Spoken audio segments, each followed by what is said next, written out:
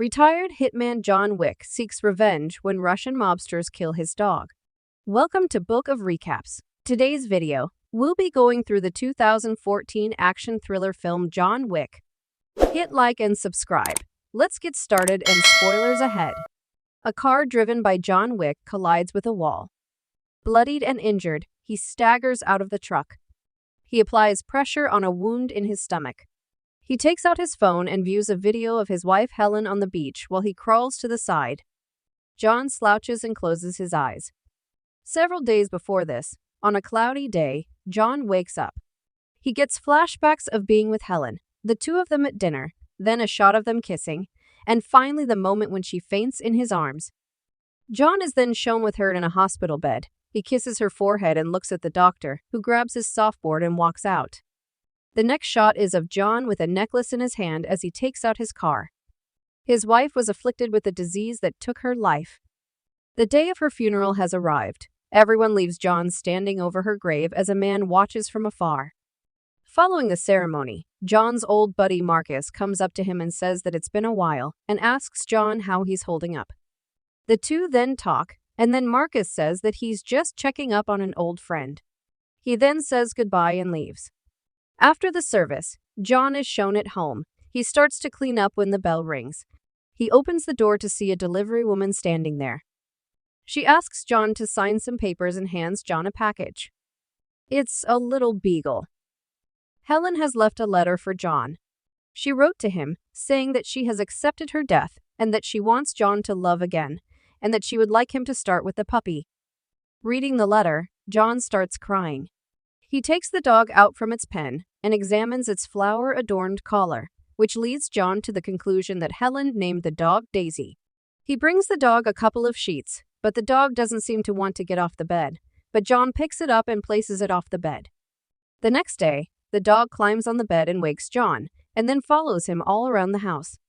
John then pours some cornflakes for himself and the dog, and tells it that they are going to buy some proper food for her.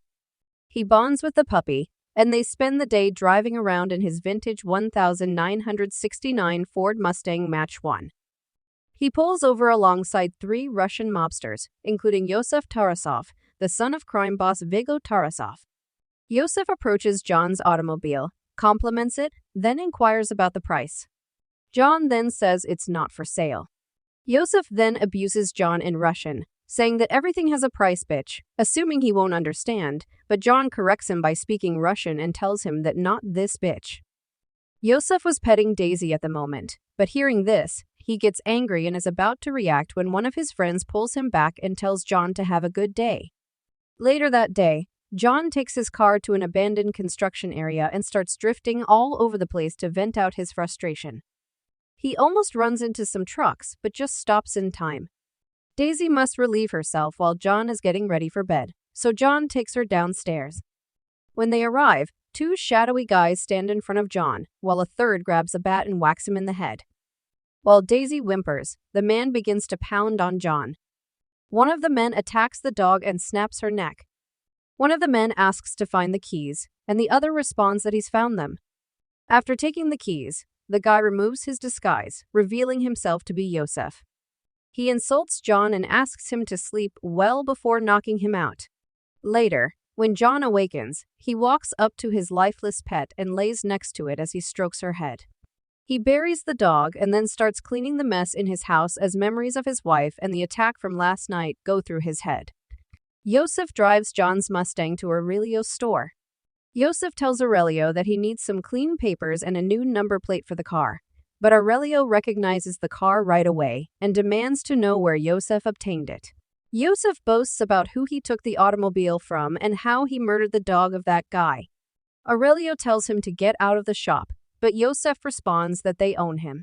Aurelio responds that he does not work for him, but works with his father, and then hits Yosef in the face. One of Yosef's goons pulls out a gun and points it at Aurelio, but the other stops him from shooting. Yosef gets up and insults Aurelio and tells him that he will take his business someplace else. Later, John stops by the shop and inquires about the car. Aurelio replies that the car was here and that Yosef is Vigio's son. Vigio phones Aurelio later that night, inquiring why he struck Yosef. Aurelio just replies that because his son took John Wick's car and murdered his dog. In response, Viggo just says, "Oh." Viggo seems worried and goes down to his penthouse as one of his men congratulates him, but Viggo tells him that he wants to meet with his son. Meanwhile, John enters his basement with a sledgehammer and begins bashing the floor open. He is revealed to have been looking for a cache of weapons and gold coins. To address this problem, Viggo meets with Yosef at his house. He first hands Yosef a drink and tells him that he is wearing a nice jacket, before he punches his kid in the stomach twice to scold him, reminding him of who he had just wronged. Viggo's henchman asks if he can leave, but Viggo orders him to stay. Yosef is then told by Viggo that John Wick used to be linked with him until he met Helen and chose to quit. John had a reputation as Baba Yaga, the boogeyman, or rather, as the man who was summoned to assassinate the boogeyman, and reminds Yosef just how dangerous John Wick is. When John wanted to retire and marry Helen, Viggo gave him an impossible task, implied to involve multiple high-level assassinations in a short period of time. To Viggo's surprise, John succeeded, and his efforts were key in establishing the Tarasov Syndicate. Yosef tells his father that he can handle the situation and will finish the job, but his father tells him that John will come for him and that he can do nothing about it. After warning Yosef of his impending doom, Viggo dials John's number in an attempt to rectify the situation, but John hangs up. That night, Viggo sends a team of 12 hitmen to Joan's house to kill him. Joan easily eliminates all of them, battling with the final few before stabbing the last one in the heart. A police officer comes to the front door and knocks. Joan addresses him by name and inquires whether there's been a noise complaint, to which the officer responds affirmatively. He inquires if John is back in the game, referring to the body that can be seen behind John.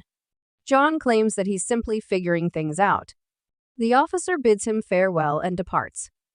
To clean up the area and dispose of the dead, John summons an underworld cleanup team with whom he has previously worked. They appear to be aware that this will not be the last time they assist him. Viggo approaches Wick's buddy Marcus and offers him a $2 million contract to assassinate John Wick. He also tells his assistant Avi to put out a request for other people to fill the position. Marcus happily accepts the offer. John checks into the New York Continental Hotel, which caters exclusively to the criminal underworld and permits no assassinations on its premises, where he will remain for the duration of his business trip. Perkins is someone he recognizes. Winston, the manager and owner of the Continental, is another old buddy of John's. When John inquires, Winston informs him that Yosef is at a nightclub called Red Circle. John enters the club where Yosef and his friends are having a good time. He meets an old acquaintance there and tells him to take the day off, as the man thanks him. Yosef is enjoying a night of champagne and ladies in a luxurious Russian bathhouse when John murders one of his guys and approaches via the club's bottom floor. When they see John, he starts firing at them while Yosef flees. John kills every hitman in his way, but he loses Yosef in a getaway car as he departs. He returns to the Continental to get a gash in his side sewn up after being stabbed in the stomach by one of Viggo's guys with a bottle. The doctor warns John that if he strains himself too much, his sutures will rip.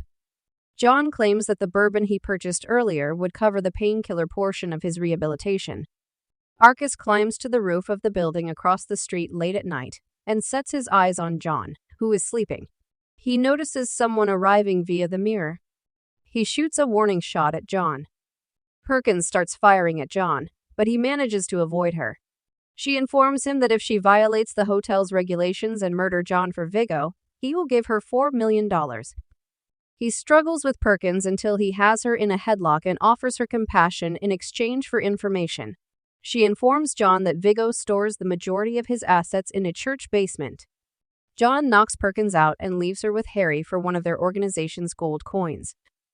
Perkins is shackled to a chair by Harry, who is unaware that she has dislocated her thumb and is slipping away. She exits the vehicle and covers Harry's face with a pillow before shooting him. John visits Viggo's hidden stockpile of cash and business documents in the chapel. Following the shooting of the other guards in the church, John compels the priest to lead him to the vault. He dismisses the ladies in the vault and sets fire to the entire structure. Viggo hears about the fire, just as he is about to be trapped in a barrage of bullets from John. Despite killing the majority of Viggo's men, he is knocked unconscious when one SUV collides with another, pushing John to the ground. Viggo apprehends him and questions why he's gone to such lengths for vengeance over a car and a dog. He also warns Viggo that he has the option of handing Yosef over to him or dying with him. Viggo abandons him to his thugs, who suffocate him with a garbage bag. Marcus, on the other hand, is watching from the adjacent building and shoots one of the hitmen in the head, allowing John to take out the other. Only John is left alive as John pulls out his revolver and fires at Viggo's escape vehicle. Viggo is forced to inform John that Yosef is hidden at a Brooklyn safe house. Even though the safe house is secured by armed men, John kills them all and storms the property.